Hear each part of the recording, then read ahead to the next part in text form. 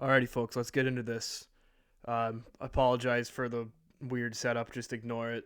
I'm usually in the bedroom, which isn't much of a better setup, honestly, but my girlfriend's sleeping right now. I'm not going to disturb her. I'm in the extra room. Just recording this quick right after the game. It's late, so, cut me some slack, all right? Boston Celtics are the NBA champions. It feels a little weird to say. Congratulations to them. Uh, Looking around at the crowd at the Garden tonight, there was not a drop of melanin in that crowd. Let me tell you, okay? I haven't seen that many white people go nuts since January 6th. I The crowd there has always irritated me. Before I give you guys, your credit, which you totally deserve. I just have to say that you are like the worst fan base in the NBA, okay? I know when your team is winning, you're more likely to be excited. And when your team is losing, you're more likely to be less excited, I guess, but Boston fans are front runners like no other. That is what I've noticed from kind of traveling with them throughout the playoffs on this journey here. Is they go nuts when their team is up, man. And the second that they like mess up one thing, the crowd goes hush. You could just feel the anxiety. They'll even like boo their team sometimes. It's just like kind of pathetic, honestly, man. Come on. But that being said, you guys are champions, so who cares what I have to say? I'm just a loser. I cheer for a loser team. You have a ring, so 18 rings now is that? Even though most of them came from like the 1700s or something like that. Um, I really think Jason Tatum kind of shut up the haters tonight, myself included. I've been saying for a long time that I don't really know if he is a full-on superstar that can like lead a team to a championship. He's a little bit overrated by Celtics fans in particular. But he really proved that wrong tonight. He had a great game. He was clearly the best player on the floor for both teams. That includes Luka. Luka, we'll get to him in a little bit, but he struggled.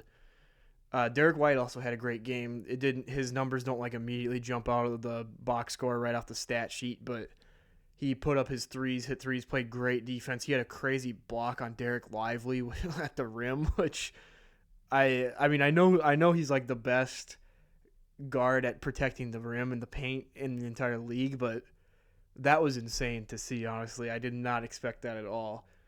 Drew Holiday had a pretty good game too. He hit his point threshold. I don't remember the exact number, but I did see some stat where if Drew Holiday scores, I think it was somewhere in the neighborhood of like 12 to 15 points, the Celtics basically don't lose, and he did that tonight, and surprise surprise, they didn't lose. It wasn't even a close game.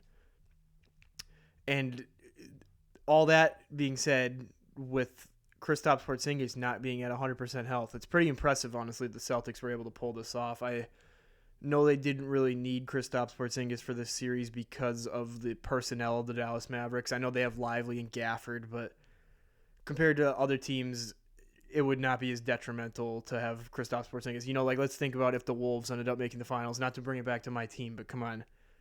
Do you really think it wouldn't have been a struggle for the Celtics if they didn't have Porzingis to deal with all of our bigs? I think Dallas is one of those teams you could kind of get away with running Al Horford at the five for a lot of it. I don't even remember how much Porzingis ended up playing in this game, but it was not much. I'll tell you that. Jaylen Brown had a bit of an off game, but that didn't really matter either. He still was able to contribute in other ways, like I was mentioning how Tatum was earlier on in the series.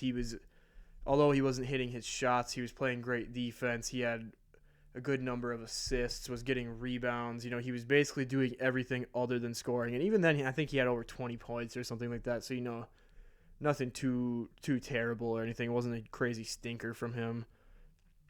Luka really struggled from three for a majority of this series. I saw a stat on Twitter. Of course, it was right before he hit a couple threes at the end of this game, but the last three games he had been 1 for 21 from three, which is a big part of why Dallas struggled so much. I think they were still outmatched by Boston. Boston was like always going to win this series anyway, looking back on it. But Luka not being able to hit threes, that's just the dagger, man. They are not going to be able to even. I'm surprised they were even able to pull one game. Which, by the way, I missed that game. They won by like 40 points. That was just nuts.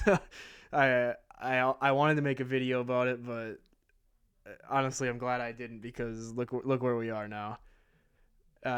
Dallas just wasn't really able to execute on offense at all. A big part of that was because of Boston's great defense, but even when the defense wasn't as ferocious at times, and Dallas was given open shots, they still weren't able to pull through on those open shots like you would want them to.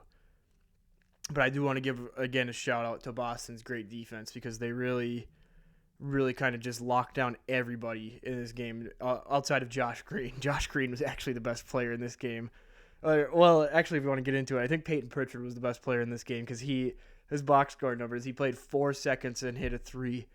I think that has to be the most points per second in the history of the NBA Finals. I don't know that for sure. Don't really quote me on that or anything, but like that is insane, honestly. By that rate, he should have played all 48 minutes, which Tatum almost did, by the way. Most of the Celtics players played almost the entire game, but Tatum played like 46 minutes or something like that, and was able to hit his shots. And he honestly didn't even look like he was breaking a sweat at the end of the game. I was really impressed with him. I guess A+ conditioning to Jason Tatum. I don't know what he eats and what his exercise routine is like.